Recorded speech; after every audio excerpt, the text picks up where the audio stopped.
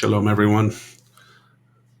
This represents night 7 of the 8 nights of his light devotional. The theme of today is titled, Walking Before God in the Light of Life. A reading from Psalms 56:14. For you have delivered my soul from death and my feet from stumbling, that I may walk before God in the light of life. We're going to examine the etymology of the word walk in Hebrew. The word walk in Hebrew is halak, a verb meaning to go, come, to walk. This common word carries with it the basic idea of movement, the flowing of a river, as noted within Genesis 2:14, the descending of floods in Genesis 8:3, the crawling of beasts in Leviticus 11:27, the slithering of snakes in Leviticus 11:42, the blowing of the wind in Ecclesiastes 1:6, the tossing of the sea in John 1:13. Since it's usually a person who is moving, it is frequently translated walk.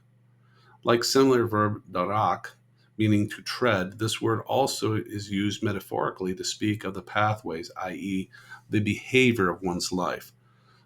So a son could walk and follow after the ways of his father, as noted in 2 Chronicles 17:3, or not, as noted within 1 Samuel 8:3. Israel was commanded to walk in the ways of the Lord, as noted within Deuteronomy 28:9, but they often walked after other gods, as noted within 2 Kings 13:11. In Genesis 17:1, when Abraham was 99 years old, Adonai appeared to Abram and said to him, I am El Shaddai. Continually walk before me, and you will be blameless. Just as God called Abram to walk continually before him, we need to do the same. Here he reveals himself as El Shaddai. Shaddai in Hebrew meaning Almighty, most powerful. Shaddai, the Almighty of God. Abram obeyed his voice and became a ladder on Abraham. Almighty.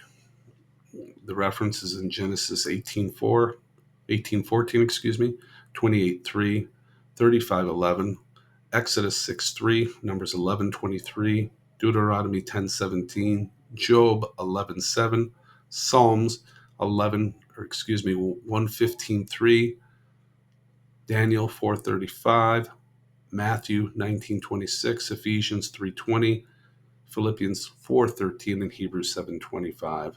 There are others, but I'm cutting myself off, as you can tell. He is the Almighty in our lives as well. Is anything too difficult for Adonai? People scoff sometimes about the legend of the miracle of oil. However, it is impossible for God to make this miracle happen. The answer is no. However, the greatest miracle of Hanukkah is the Jewish people were able to defeat an enemy that was larger than they were and more powerful, yet they won. Genesis 8:14 makes references, anything too difficult for Adonai? At the appointed time, I will return to you, and in about a year, and Sarah will have a son. He even anointed her dead womb. Anything is possible to Adonai. He will bless us and make us fruitful in our journey and cause multiplication in our lives. In Genesis 28:3, now may El Shaddai bless you and make you fruitful and multiply you so that you will become an assembly of peoples. He reveals himself through his names. In Exodus 6:3, I appeared to Abraham, to Isaac, to Jacob as El Shaddai, yet by my name Adonai Yehovah, I made myself known to them. He reveals himself here as the God who keeps the covenant by bringing deliverance to the Israelites who would be delivered from the bondage of Egypt. It was at this time that they needed to know him as the covenant-keeping God who would bring them into the promised land as told by Abraham. He will fulfill his promises in his word if we trust him to do so. In Numbers 11:23, Adonai said to Moses, is Adonai's arm too short? Now you will see whether my word will come true for you or not. We are to give glory to his name because of his love and faithfulness to us. In Psalms 115:1, not to us, Adonai, not to us, but your name be the glory because of your love and your faithfulness. He is able to do above and beyond whatever we ask or think.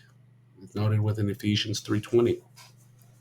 Now to him who is able to do far beyond all that we ask or imagine, by means of his power that works in us. Hallelujah. We will fulfill all our needs. Philippians 4:19, my God will fulfill every need of yours according to the riches of his glory in Messiah Yeshua. Note his glory, not ours. Our Father wants us to enjoy this life. He created the earth for man to inhabit and enjoy. However, true joy only comes from serving him and walking in his word and perfect will. Yeshua says he goes to prepare a place for us in the Olam Haba, the world to come, where we will be with him always. Even when we feel we are in darkness, his light lights the way for us so that our faith in him is able to overcome any darkness that might try to overtake us. Light is stronger than darkness. When we speak his word, the darkness must flee. How many times has God proved himself faithful to you by bringing provision, healing, deliverance, and blessing? During the season, we need to count our blessings, both big and small. God has shown me that he is just as involved in the small things in our lives as well as the big. This past week, he has brought little blessing to us, but just to let us know that he is there and he cares.